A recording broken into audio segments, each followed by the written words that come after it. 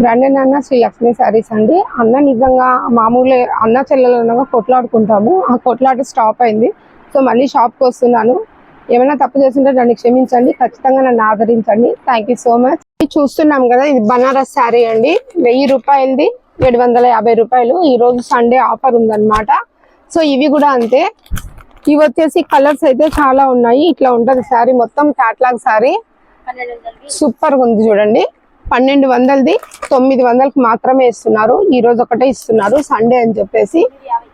950 అండి సారీ, 950. ఇది ఉంది కదా, ఈ శారీ కూడా అంతే 950 రూపాయలు అండి శారీ. మామూలుగా అయితే 1500. ఈ రోజు ఆఫర్ ఇచ్చారు.